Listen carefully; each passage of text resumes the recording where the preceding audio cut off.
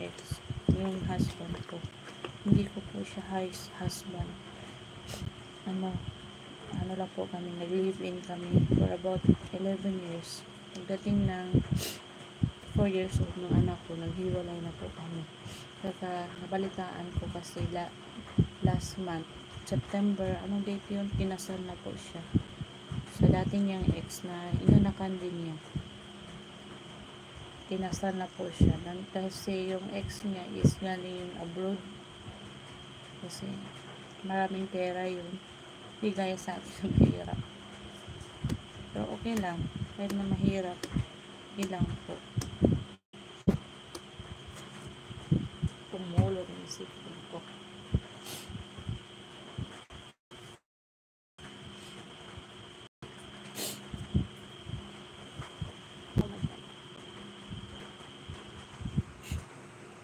My son is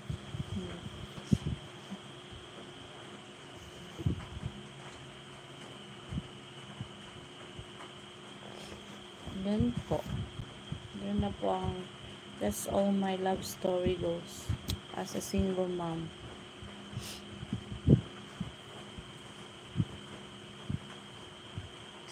Likod ko.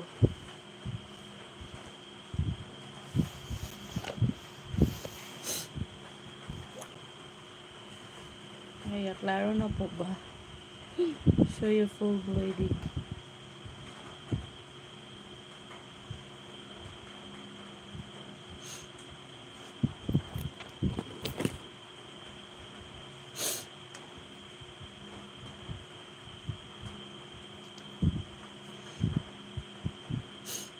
Paano kita matry? Ang layo mo. Malayo ka sa akin. Okay ba yung relasyon na magkalayo? Kaya ayoko na tinatry ako. Kasi hindi nyo alam paano ako naghihirap sa relasyon namin. Tapos, yun.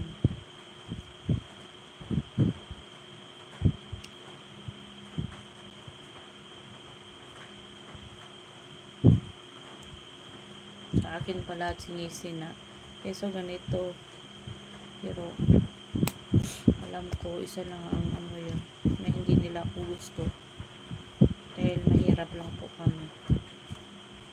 Na-try po nilang sa akin po inaano yung mga kasalanan. Ikaw ang bahala. Paano po? How? Bakit may trabaho ka ba?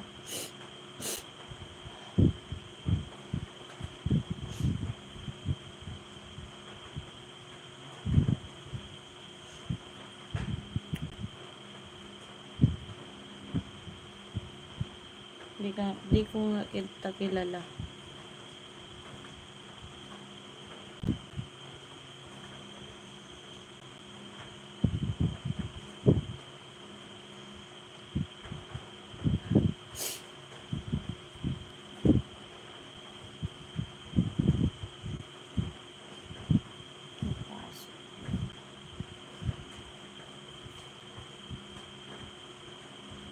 Hindi man kami kaawa-awa kasi marunong naman ako sinasabi ko lang yung katotohanan sa totoong buhay ko.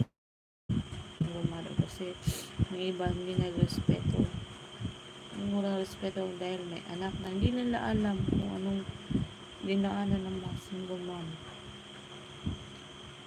Ako minsan naisip ko pag kasakit ng anak ko, ako lang po ang lang tulog buong gabi. Ako lahat. Ako ang ina at tatay ng anak ko.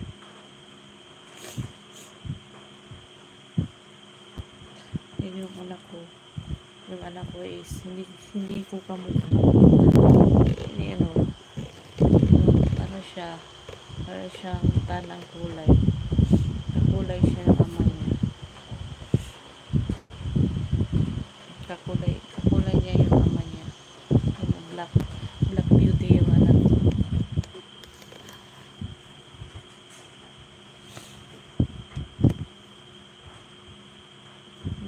Black beauty yun.